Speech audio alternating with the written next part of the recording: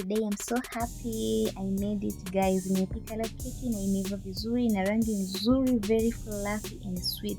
Let's go. Kama kawaida, mayai matatu, baking powder, vanilla, unga, sukari, mafuta, and we are getting into it. Tunachanganya sukari yetu, then tunaweka mafuta kidogo kwa ajili ya kutengeneza recipe nzuri kabisa. Then naika vanilla yangu kidogo kwa sababu natumia unga robo na mayai matatu, so vanilla inakuwa kidogo. Then nitaendelea kukoroga, nitakoroga. Yani katika keki nilikuwa naogopa, nilikuwa nasema Mungu mtoto tena kama ile ndio itakuwa. But guess what, surprise imeiva vizuri na ilikuwa very soft fluffy. Yani so let's go, tuendelee.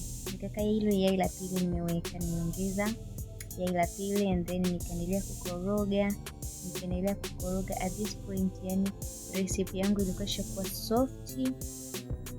soft, sukari imeshayeyuka yote, but I have to put the third one yai, nikaendelea kukoroga, then nikakoroga. Nilikuwa naogopa jamani, nilikuwa naogopa sana, but we made it finally. Thank you kwa wote mlio support, mlio moyo. And then nikaweka baking powder nikaweka kidogo tu, nikaendelea kukoroga, nikachanganya na mayai. Jamani, ukiwa unaweka mayai usike mayai yote kwa wakati mmoja, weka yai moja and then koroga yai moja, then koroga yai moja, then koroga. Hivyo ndo utapata recipe nzuri kwa ajili ya keki yako, itatoka vizuri, haitashika chini, haitaungua. Baada ya kuweka baking powder nikaendelea kukoroga, and then hapa recipe yangu ilikuwa vizuri kwa ajili ya kuchanganya na unga. Nikaweka unga and then nikakoroga. Safari sijatumia maziwa wala maji kwa sababu nilitaka mchanganyiko wangu usiwe mwepesi sana kama ule wa mara ya kwanza. Ule mara ya kwanza mchanganyiko ulikuwa mwepesi sana, yani kiasi kwamba ilichukua muda sana kuiva. So this time around nika correct my mistake and tukapata kitu tulichokuwa tunakitaka. Kwa mchanganyiko wangu ulikuwa ndo kama hivyo unavyoona, sio mwepesi sana wala sio mzito sana, yani it's just there, mchanganyiko uko sehemu yake.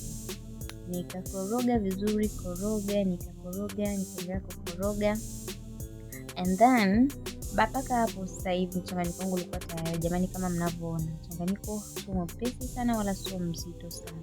And then nikaweka kwenye sufuria yangu. Mind you, unapikia gesi jamani, natumia gesi. Yani nimeapa mpaka nipatie kama watu wengine wanavyopika zinatoka vizuri. So baada ya kuweka kwenye sufuria yangu ambayo natumia ku baking, nikaweka vizuri, and then tingisha ili kutoa gesi ambayo imeingia ndani, and then nikaweka kwenye sufuria yangu kwa ajili ya kuoka.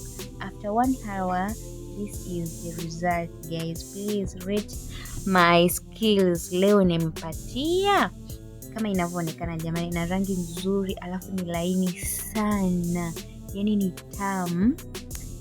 tamu guys. So from now onward, kila wiki keki nitakuwa napika, sintongote na keki. This time around nitakuwa napika keki mwenyewe nyumbani. Tell me why kupika keki is this simple and naishia kununua keki kila siku. So sasa hivi nitakuwa napika keki nyumbani tu guys. Please, kama umeangalia video hii mpaka hapa, please naomba subscribe to channel yangu, naomba like, comment, and nipe marks zako. Nipe marks ngapi keki yangu, kwa sababu ni tamu, yani ni tamu. Shoga yangu juzi alinicheka, leo amekula kama vile ana akili nzuri, ameishambulia haswa. So guys, kama ni mgeni kwenye channel yangu, usisahau kusubscribe, lakini pia angalia channel yangu. Naitwa Monica, ninafanya content za mapishi. Thank you.